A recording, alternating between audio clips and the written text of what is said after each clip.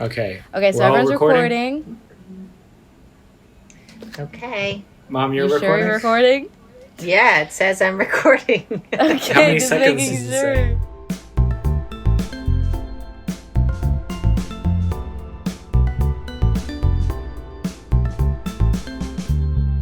Welcome to the Dillweed Society Film Podcast. My name is Max, and my favorite movie is Yentl. My name is Isabella, and my favorite movie is Bring It On. My name is JoAnne, and my favorite movie is Seven Samurai. Wow. Interesting. What do you I like thought about you were Seven going to choose Samurai? like a chick flick for today, since it's Barbie. Yeah. Well, I thought I'd shake it up a little bit. Okay. But welcome to the Dillweed Society Podcast, Mom. You are a returning guest. We've had you on several times now, I think. Yeah, I think we had to take one down, actually. But yeah, for disclosed reasons. Just in case.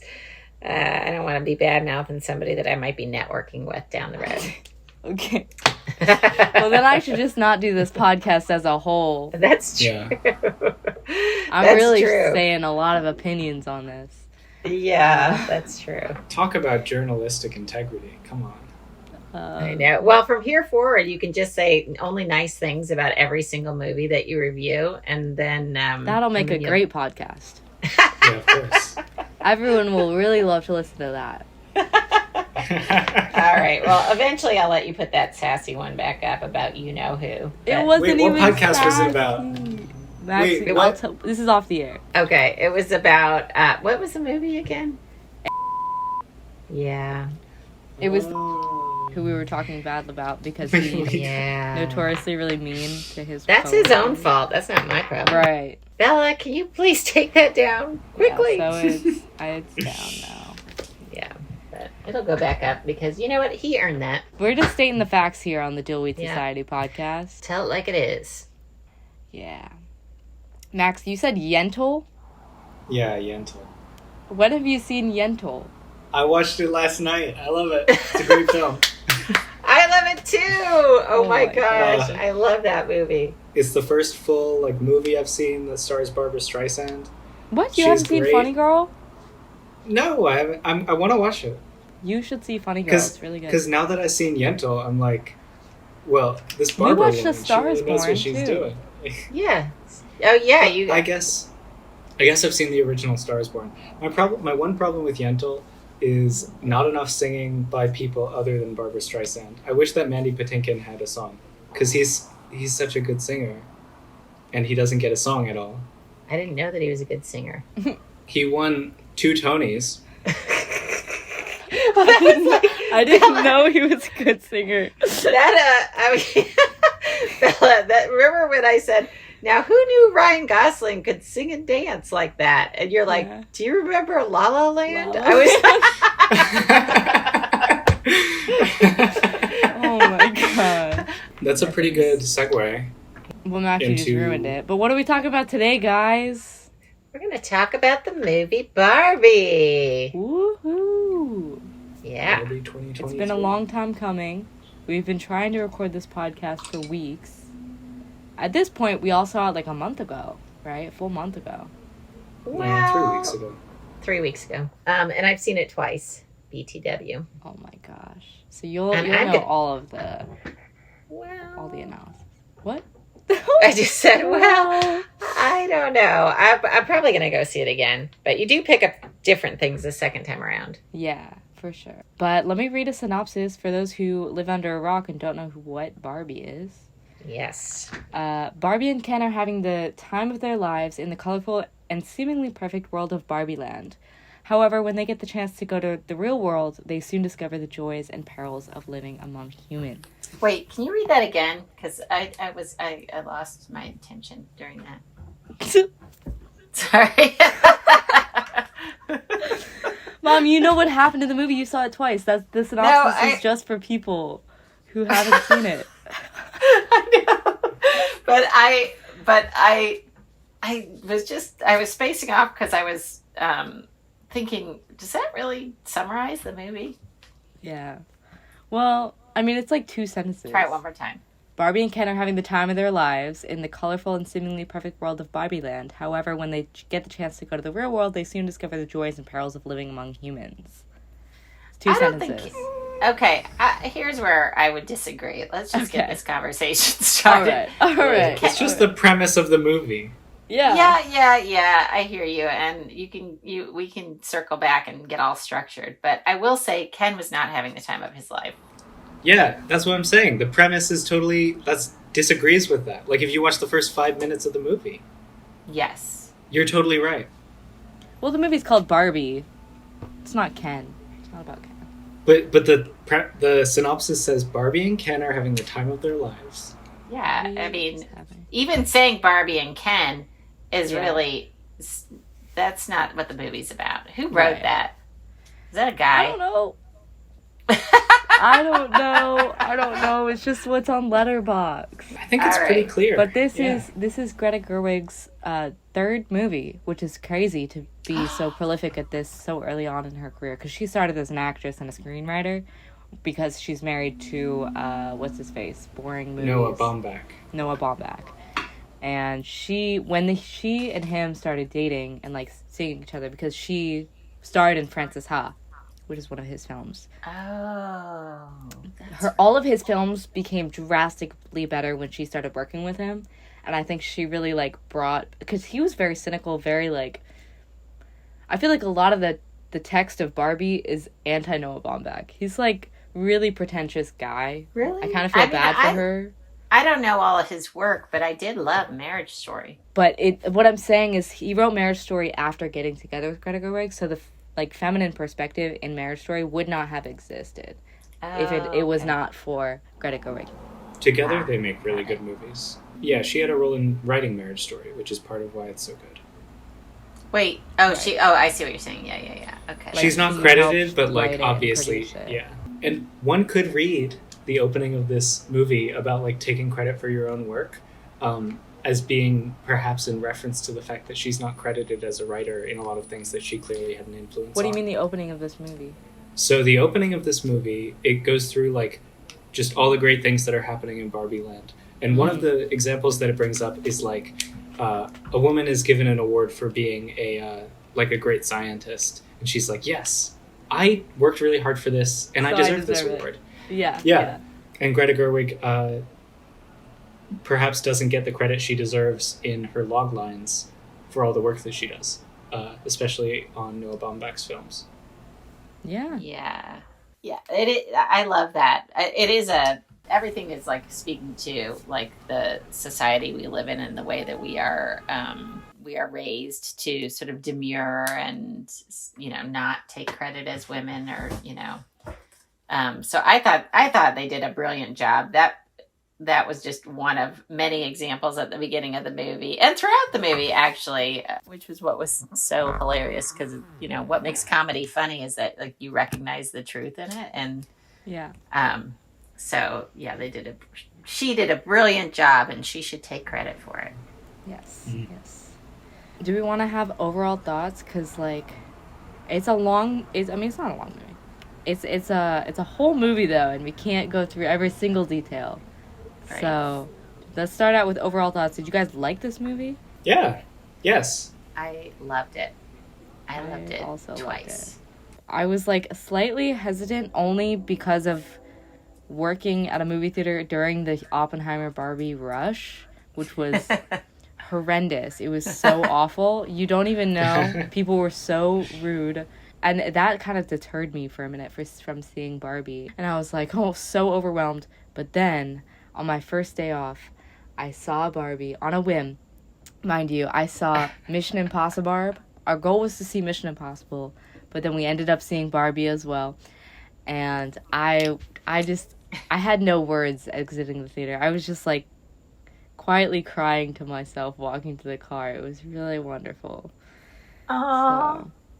Crying. Now can we just explore a little bit? Like, what were you crying about? It was just such a beautiful movie. To be honest, I was waiting for a bigger cry, because I was crying 10 minutes into the movie. Yeah, I cried will not throughout lie. the movie I was tearing up, like, fully in tears, like, 10 minutes in or 20 minutes in. And then I was like waiting because I was like, I can't let it all out now. So I was waiting for the bigger cry, and it didn't really leave me with a huge cry. But maybe the huge cry was like 2 hours later after I got home. But yeah, it was I so know. good. I cried throughout too, and we came home and had dinner with our neighbors, and Paul was like, "You cried during Barbie?" Because it seems like a kind of movie that you wouldn't come out crying. I was like, "Oh yeah, I cried a lot during Barbie." So yeah. Max, how about you? I thought it was a really, really fun film, and coming out of it, have talked about it more than like any of the other films that I've seen this year, and I think that that's a sign of a really good film. And it's also one that I want to go back and see, maybe more than any of the other films I've seen this year. Isn't that I feel like there's a lot to like get, just to like get about the film the more you think about it. I agree with that. And, I will say, so the first time I saw it was the very first day it opened on the Friday. I didn't know what to expect because, I hadn't heard anything really other than the promos about it. So I didn't know what I was walking into. I know I love Greta Gerwig, and it looked like a lot of fun. And the whole plot was kept very like hush hush. The whole plot. Yeah. It was. And so the first few minutes I was like, what am I watching here? Mm-hmm. Like, it's just like, I was like trying to pick up like, what is the vibe here that I'm supposed to be getting? Because at the very beginning, she wakes up and it's, this pop song, and it's like, Barbie wakes up in her own special world. And she says, hey, that's not the song. That's not the song.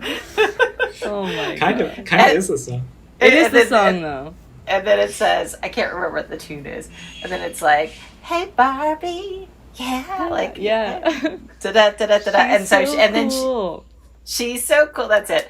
And then she stands up in her Barbie dream house, which has no walls on the front and sides, just like the real Barbie dream house.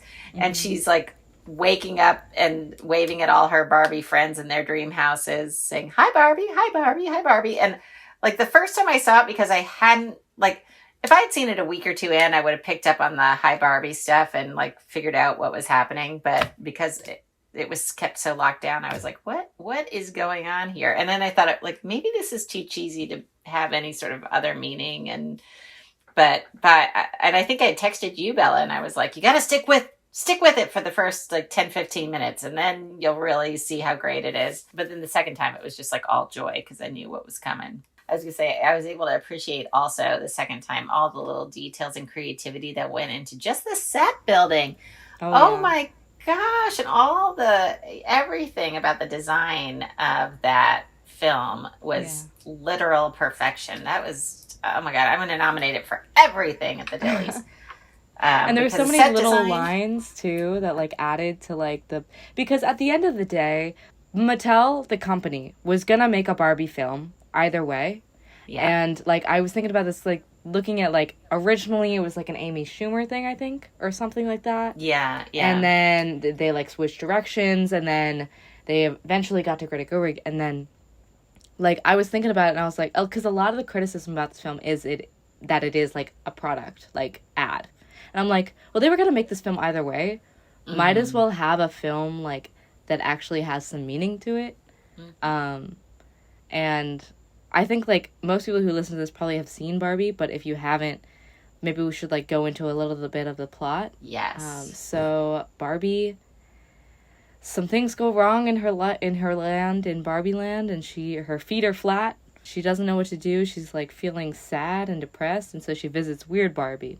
And she's given two options: to go to the real world, two quote unquote options, to go to the real world or to just try to ride out her life here in Barbie land. And she's immediately like, I want the high heel, not the Birkenstock.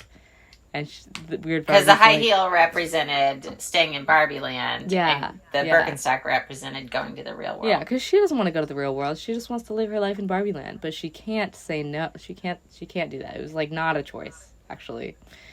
And so she goes to the real world to try and solve this problem of like her feeling sad. That's the whole thing.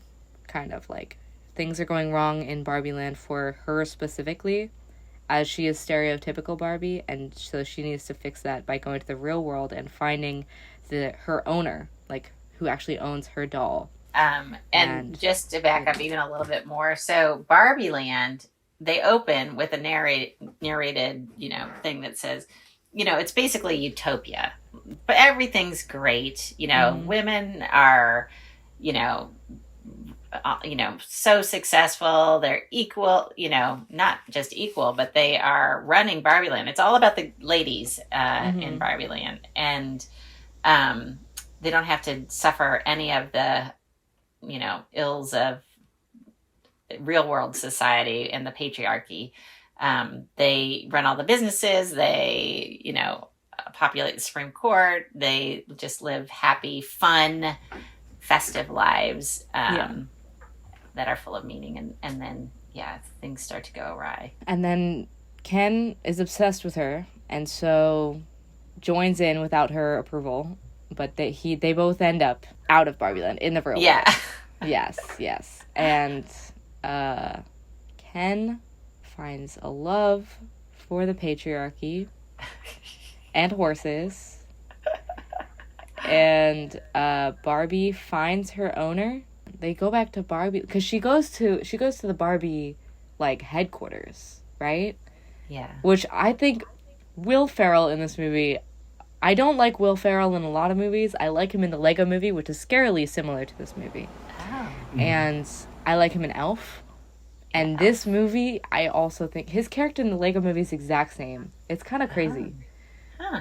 It's kind of wild. We definitely saw the Lego Movie, and we're like, can we get that again? I never saw the Lego Movie. It's similar in like the toy and like the finding oneself way, but also it's different in like the direct commentary on patriarchy, I would say. Okay. Which I think is core to this movie. But it is quite similar. Both great movies. But Will Ferrell was hilarious. I thought it was really funny how like in the real world, like the real world is like normal and like guys are mean and like stuff and kids are mean and stuff. But in the Barbie headquarters, it's still a little bit like Barbie-ish.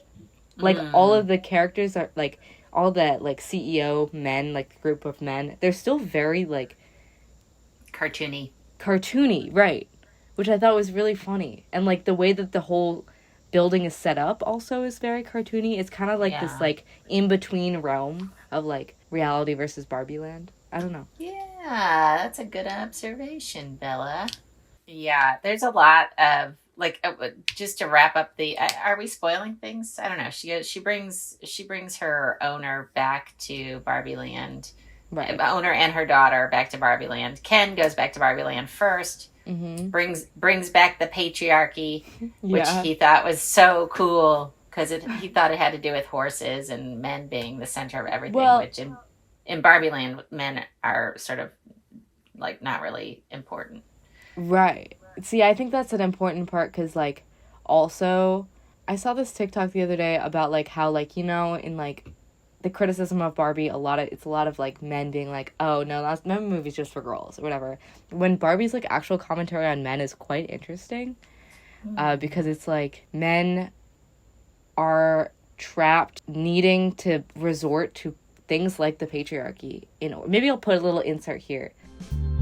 Regardless of who's in power, any society that insists on telling young men that their only value lies in their lifetime achievements, such as who they date or what job they hold, will ultimately lead to young men feeling useless and disposable within said society, as they are never taught to love themselves and value themselves based on who they are as a person holistically, and are subsequently forced into a state of competition with their fellow men, further isolating them from proper community. This feeling of disposability and isolation causes many men to lean on historically oppressive power structures, such as patriarchy, to try and fill that emotional void and bond with others over their shared power in said system. However, they discover that they will never be able to find value in themselves simply by denying other people of theirs, and healthy community cannot be maintained when your fellows and peers are also your primary opponents. And these young men will inevitably arrive at the conclusion that no matter how much they appeal to patriarchal values, they will always feel worthless and alone until they can learn to value themselves independently of their romantic relationships or their place in a social hierarchy. It said the word patriarchy, and Ken's the bad guy, so obviously it hates men. It was really interesting because like men in Barbie Land are without identity. And so in order to obtain identity, they need to cling on to things like the patriarchy, which is like, you know, systems of oppression that like also don't help them, also continue to oppress.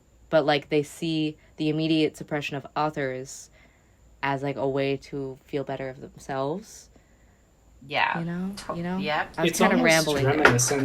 It's reminiscent of like the second wave feminist movement, in that like in Barbie land, men are second-class citizens who are all like homeless and dependent on Barbies to sort of have any like existence in the world, because they sort of sit around waiting for, it's not just identity but just like ability to be, because it's shown that like when they hang out with each other, they're all kind of just waiting around for a Barbie to show up. Right, like the narrator is it like Helen Mirren or something? Helen Mirren says like every day is a good day for Barbie, but days are only good for Ken when Barbie looks at him. Yeah. And so it's sort of this like, which is where the whole like I am Kenneth comes from. Like her conversation with him at the end is, you need to find who you are separate from me. Because Ken was for Barbie. Barbie was not for Ken. And I don't want us to spend like too long on this commentary, because I think there is like a lot of other commentary about like women in the movie that we should touch on. But I do think that the way that Greta Gerwig wrote the characters of the Kens was both comedic and very real in its messaging, and I think that was really good. Because at the end too, it's like the Kens reach, like they ask for like half the Supreme Court or something, right? And they're like, oh no. Maybe eventually we'll get there, but maybe like a lower representative right now. Like it's they said that maybe eventually you'll have as many men on the Supreme Court as women are on the Supreme Court in the real world. Eventually, right. You can work towards that. But can I switch the just because I do think, and it's probably appropriate in this conversation, to switch back and forth between the serious topics, which there's a lot of that, to I was just thinking when we were saying, you just said something, Bella, about the Ken. The Kens have this amazing dance and song routine. Yes. I'm just Ken. Anywhere else I'd be a 10. I was singing that all week after I saw it. Oh my gosh. It was the best thing ever. And also like taking inspiration from like classic film, like Grease for one, because of the costumes, and then also like that scene in Singing in the Rain with like the backdrop of like empty colors. It was beautiful. Yeah. And West Side Story. It's reminiscent of the fight scene in West Side Story. There's a bunch of dance moves that are the same. Yeah. Oh my gosh, I didn't even think about that. The dance and like moves when they do rock scene. paper scissors with each other. Yeah. That's from West Side Story. Oh, that's so clever. Yeah. It's a lot. Oh my gosh. Yeah. I mean, that's the fun part about this movie, is that it is super bubbly, super fun. At the same time, you're wrestling with some really like meaty issues. At the same time, it's pulling the heartstrings about mother-daughter relationships and what it feels like to be a woman. There's just so much, and it's also beautiful. Like, it's a beautiful thing. And then you've got this film layer on it too, Max. That didn't even occur to me about the layers of references to other movies too. And I don't want to say like obviously it's not beating you over the head with its messaging, although its messaging is quite obvious. Like, it's not hard to understand what it's trying to tell you. Yes. But I think there's a point, like, people, it's not like to a point where you're like, okay, shut up. It's because it's through the lens of teaching Barbie about patriarchy. Because like in that montage where America Ferrera's character is like saying like all of these things about like what it feels like to be a woman, like it's all the minor things. A lot of people like made commentary about that and being like, you're just like stating the obvious, like whatever. But it's like, no, because she's teaching Barbie. It's from the perspective of Barbie. Like, I don't know. It's like saying the unsaid out loud. I don't know. Well, you know what? It may seem obvious, but really, there was something really cathartic about having somebody spell that all out. Yeah. And that's, I think, like, you know, like feeling like you're seen as a woman. I think that's why it brought tears to so many people's eyes, is that, maybe it's obvious, but like, it's not obvious to men all the time. Right. And it's certainly like, because we're conditioned to just kind of, it's fine and moving on, like, you know, like to have it all spelled out so clearly and just be like, somebody said it's it. Like, it's like the collective, like, cream scrying in Midsummer. I don't know what that is. No. You didn't see Midsummer? You said Teddy cream didn't make scrying. you watch. I didn't say green screen, Max. I said. No, you said cream scrying. I meant scream crying. I didn't make you, Mom. You watched Hereditary, right? Oh gosh, yeah.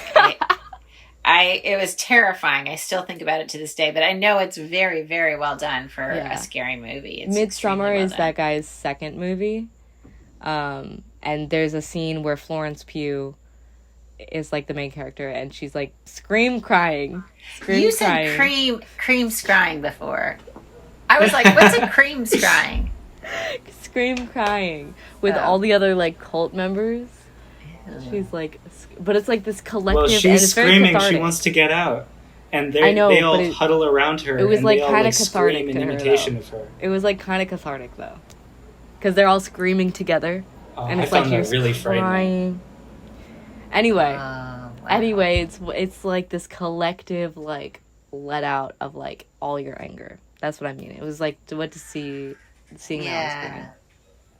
Max, what was your perspective as a man? Well, I don't know. I don't think I can speak for like men. No, but you are a man. As a non-woman, let's say. Well, I think one thing that was really cool, or what is something that's like worth noting, is that it's the thing that America Ferrera says in that like close-up one shot of her. Yeah. Is it a montage?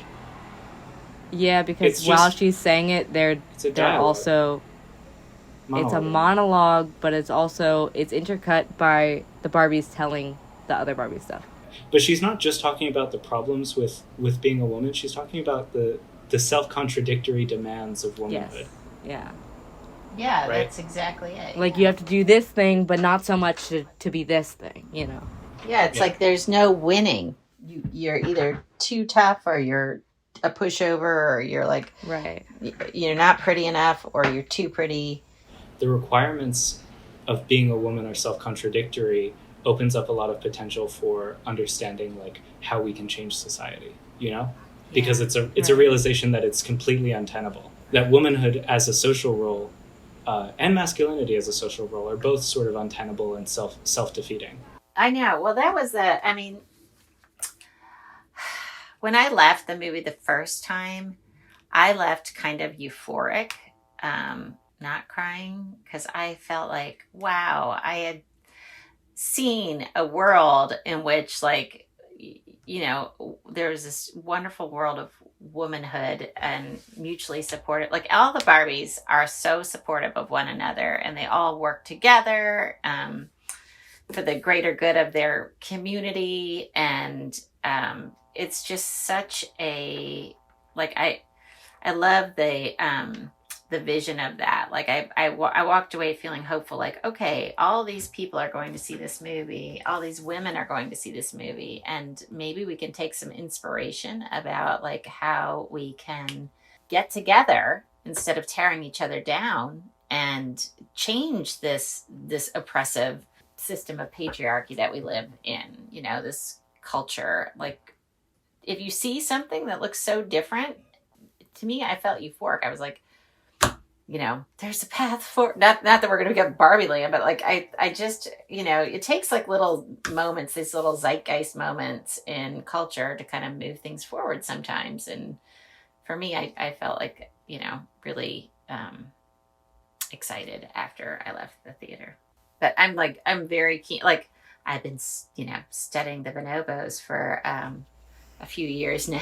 I knew you were gonna bring up that. Let's not go into the bonobos. Yeah, we won't. But I really liked that alternative vision of society. And then at the end, you know, it's like there's a little bit of catharsis of like, you know, maybe Ken's down the road, you can possibly have a few more seats. Because it kind of feels a little good given the fact that we all know we live in a world where most CEOs and, you know, are all men. And but so that kind of felt good. But then I did appreciate that they said, you know, like there's a path forward for the Kens too, like that they can find themselves and live with a separate identity that's they should feel proud of. The film doesn't seem to make a point on the fact that why, like, Ken is dependent upon Barbie not just because he's a toy, but also because, like,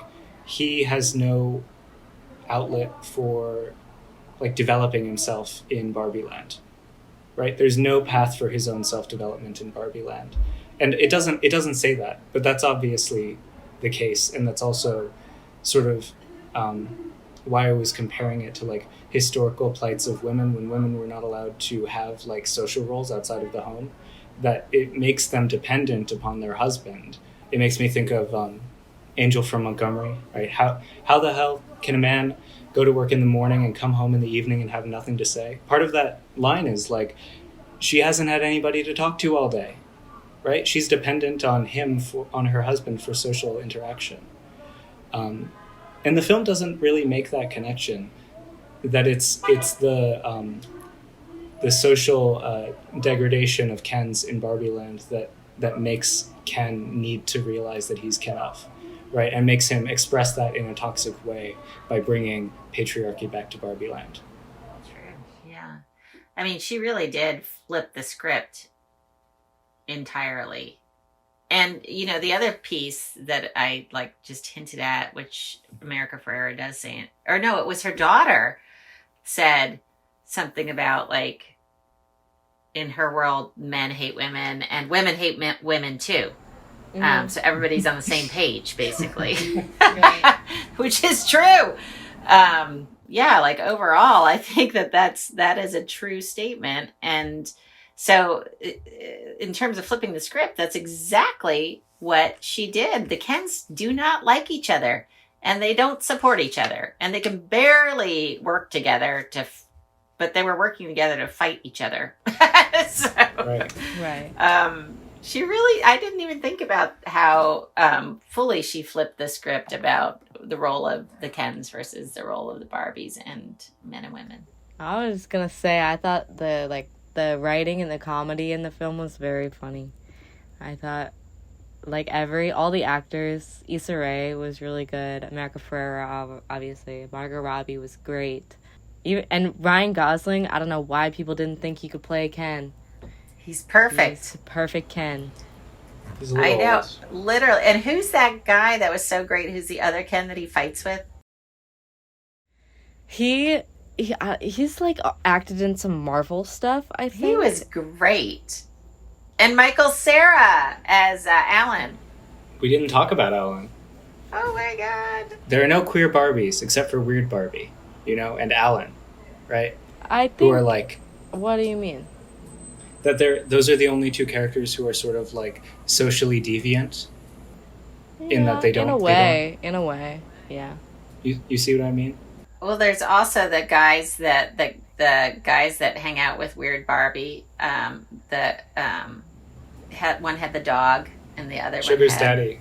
Sugar's daddy. I think Max meant like queer, like in like in a queering normative ways, because the entirety of Barbie is extremely queer. Like, all the Kens are extremely homoerotic, and like in the fight sequence, they have that fight in the beginning where it's like, I'm gonna beat you off, like that interaction. That was and then hilarious. During the fight sequence at the end, there's like two of them who are just dancing together. They're not fighting; they're just dancing in the background. Like, I think, I don't know. Yeah. I Max, agree what with is that. your What I mean is that like all the characters' social relations are sort of predefined heteronormatively. Because Barbie is. Right, because That's Barbie what is a Barbie heteronormative. Right, Yeah. and so the idea of like Barbie Land is like, what if there was like an entirely heterosexual society, like this, where everyone's social relations are circumscribed by their heterosexual like nature. I don't think it's. I mean, that's almost entirely what the patriarchy does. Like, it's still like Right. you're still bad, but I think it's not necessarily a heterosexual one. It is more of a matriarchal one, which isn't the opposite of a patriarchy because they're very different. But I think it's more so just like giving a society where it is entirely women. I'm not saying in that. charge. I'm not saying that that's the only thing that makes Barbie Land. I'm just saying that it when you think about it and how Barbie Land is so organized around like sexual roles. It's not though, because not roles in terms of sex, but roles that are defined by your sex. Oh, I guess it's like not though. Like I don't know. It's totally it's asexual. defined Barbie by Land like is totally asexual. yeah, everybody's of course. asexual. Yeah. But I mean, like, in terms of like how Barbie was marketed, I just think that that's like the entire movie is playing off the marketing of Barbie throughout, the 19 whatevers. Yeah. And because Barbie was so successful and like no one bought a Ken, no one wanted a Ken. No. And so that just in and of itself is a microcosm of the reverse of like patriarchy. So that I just think it was really smart how like Greta Gerwig was able to do that. Yeah, I agree Ken with doesn't that. have a purpose.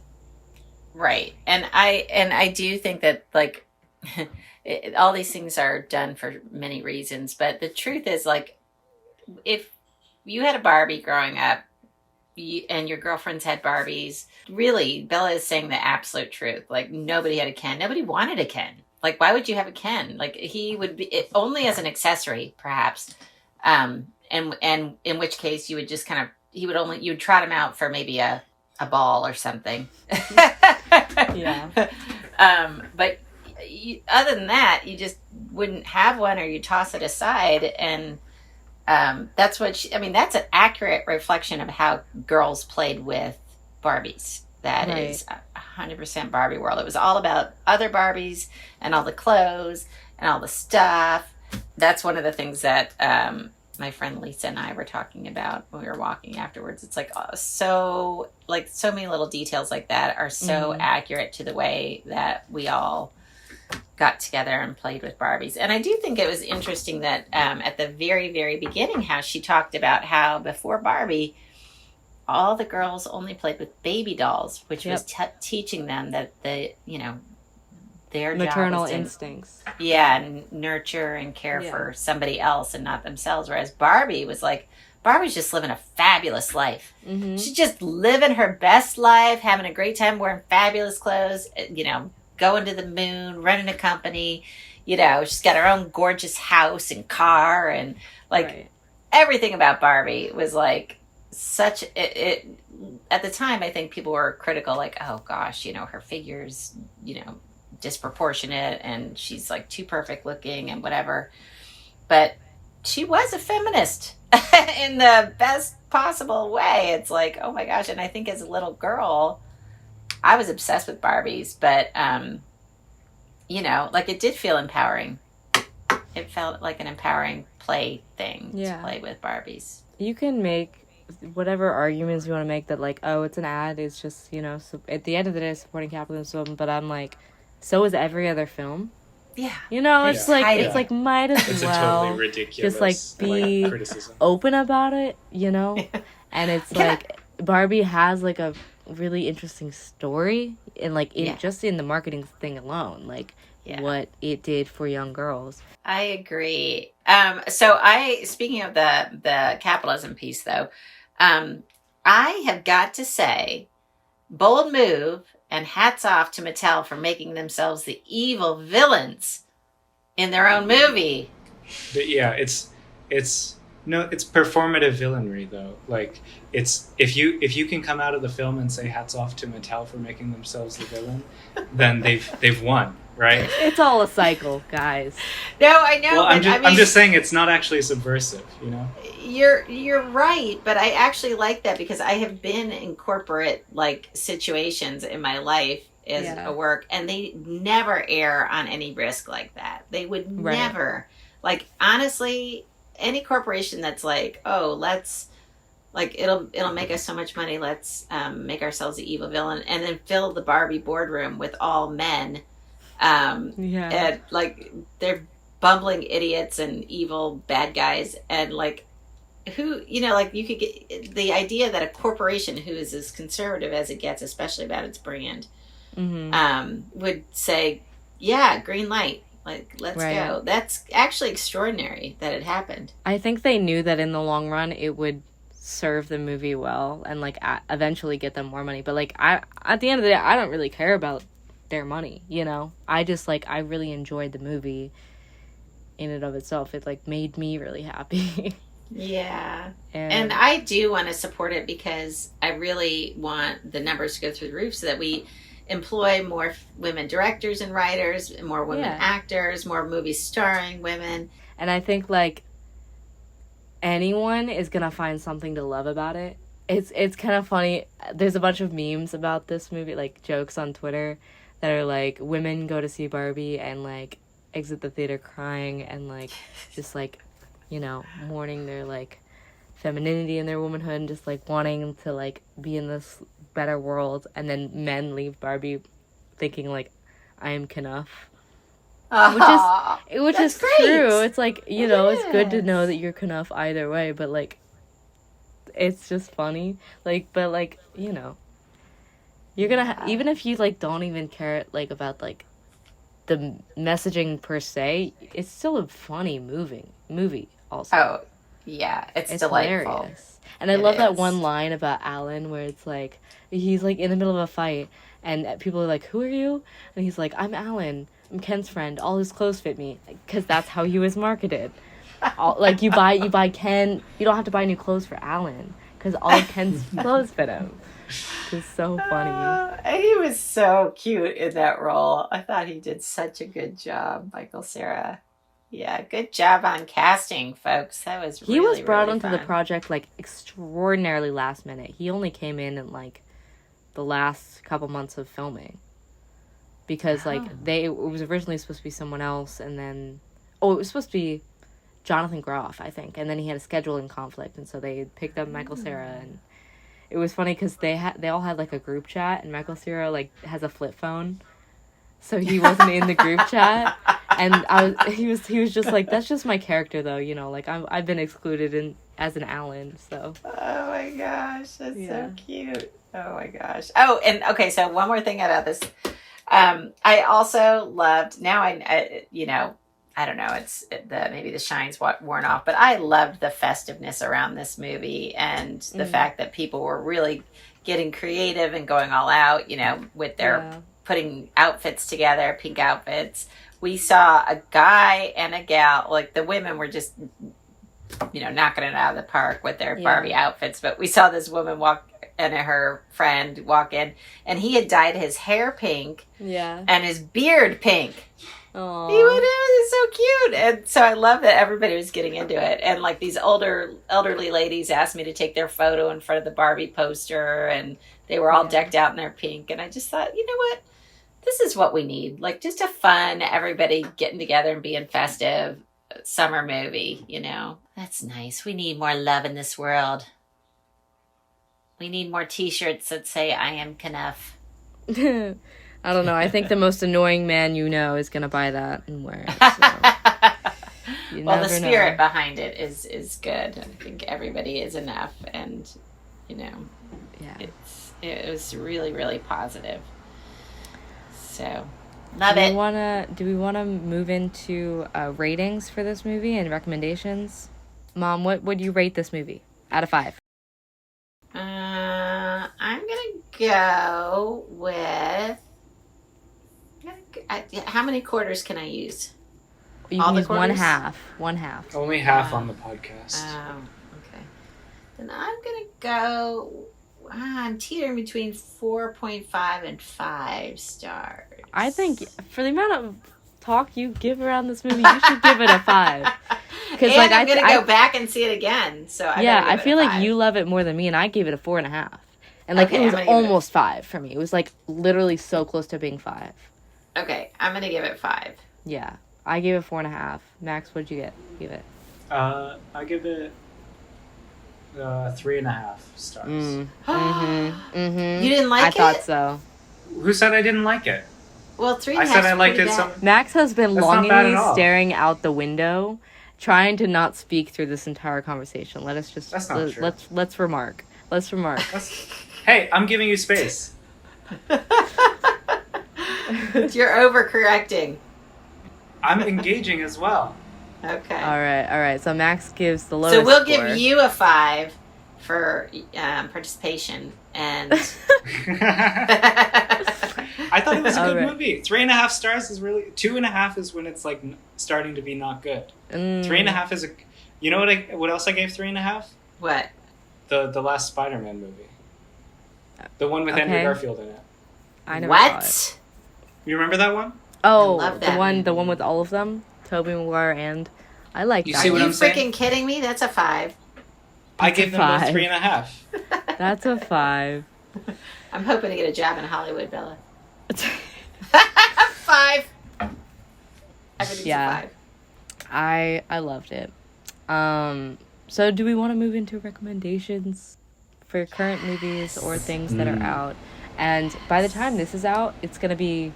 No, this will be out before that, but voting or submissions for impermanent categories start on September 1st. I'll send all the associates an email with a Google form to fill out. You can think about what has been coming out this year and think about what specific categories you want to honor. I have a couple things in mind, but I'm super excited for the Dilly season, and I've been updating the website. So with that, tell your friends to become associates, and we're going to get into recommendations for other things, other movies, other TV shows, other podcasts that we have loved this year. Ooh. So who wants to start? So there's a actors strike and writers strike on right now. And the striking organizations, like SAG-AFTRA and the WGA, have asked that we not direct people towards media which is being struck against, i.e. towards streaming services. So it might not be a good idea for us to... We might have to redact this section and then put it in when the strike ends. But we're expanding this to not just movies, but to TV shows and podcasts. Well, see, remember last year we had Best First Season of a TV Series? That was an impermanent category, which is why I brought up impermanent categories just now, because I was like, we haven't chosen them yet. If there's really good stand-ups, if there's really good podcasts, first seasons, that could be an option. Because I think it's the same studio that did the Spider-Verse ones. Is it? Oh, yeah. Because it looks very similar. And it's kind of cool. I'm all for experimental animation. Experimental in this still very traditional storytelling way. I haven't seen it. Yeah. Probably won't see it. Like a greasy gas station hot dog, you know. The world is ending. Who do we call? These 3 guys. They're just some guys. It's not the CIA. It's just Tom Cruise and his buddies. That's what'll save the world. Tom Cruise and his buds. His buds. All right. Simon Pegg is great. Might be French show. I don't know. There's subtitles, but you forget about that because it's really good. But it's about this woman whose dad was the most exclusive wine collection in the world, and he was also running the kind of the Michelin Guide for wine, and it was his name was the name of the guide. And he and his daughter, he was trying to train his daughter when she was really little to be an excellent, to take his spot as the world's expert on wine. So it wasn't a loving relationship. It was really kind of a complicated father-daughter relationship of all that work, kind of, even though she was a little girl. And then the mom and dad had a falling out, and they split, and then she didn't really have any contact with her dad after that. So he dies. He moved to Japan, and then he dies. And because he was kind of a tough person, he didn't just leave his estate to his daughter. Wait, I'm telling you the whole thing. Yes, you are. This happens every time. You gotta leave some, like, unspoiled. This is just the setup. It's so cheesy. It's so... That's why I loved it. I was like, serve it up. It's all super cheesy. Loved it. It's like a fondue. And it's such, like, his, like... cheesy. He's a weird guy, Kenneth Branaugh. Yeah, he's a strange one. He's a strange one. All right, gang. Thank you. Love you. Love you. Love you too. Bye.